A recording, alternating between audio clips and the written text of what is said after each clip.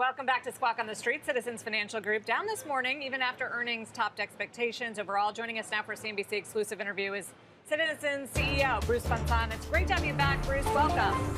Yeah, thank you. My pleasure. It looks like earnings and revenue beat NII. Some questions about that, net interest income. But overall, just talk to us about the environment you're seeing. Yeah, so we're pleased to get off to a good start. I think our financial performance was strong in the quarter, and it's across all our businesses, across commercial, consumer, and our private bank. The conditions out in the marketplace, the war broke out in March, and so uncertainty certainly spiked, and then volatility increased. And so I think that pushed a little bit of deal activity out of Q1 into Q2. But what I'm very pleased with is that the market's been well behaved and pretty rational. The stock market was off a little bit. It's kind of come back now in the hopes that there's a resolution to the war, and credit spreads have largely held in. And so a lot of activity is still getting done, and people still hold a cautiously optimistic outlook for the rest of the year. Yeah, I'm curious if you could dive into the credit trends that you're seeing, especially from the consumer. We just heard from Pepsi's CEO that he hasn't really seen a big change in consumer spending as a result of the war. I'm curious what you see. Yeah, same thing. I think you have a little bit of a bifurcated market where people who are more well off are still feeling in good shape and still spending.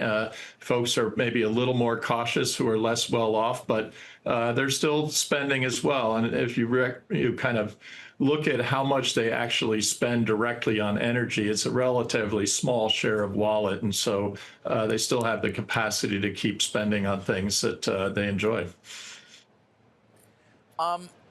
Bruce, you have this Reimagine the Bank initiative, involves a lot of AI, and obviously, as you know, we're very focused on that. I know it's early days, but what are you seeing or what are your expectations there when it comes to the implementation of using AI across the bank?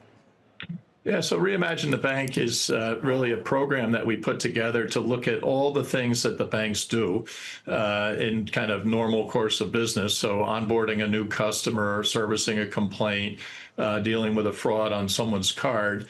And let's step back and look at how it operates today, and then start with a white canvas down the road. If we could introduce a lot of these new AI tools, how would we redesign it and make it more efficient and make it a much better customer experience? We took a bunch of our senior people offline last summer, put together a program. It's built around 5 main categories and has about 50 initiatives in total. We've launched it. We're off to a good start. And we expect over the course of 3 years that it should deliver meaningful improvement to the bottom line, plus really enhance our customer experience, which will have revenue benefits as well. So very excited about that. What I would say is that the pace of change and innovation in AI is happening so fast that certainly this has to be a dynamic program that will, the way we think we're going about it, we're architecting it the right way, but also with an ability to plug and play kind of the next generation of AI tools as they're developed.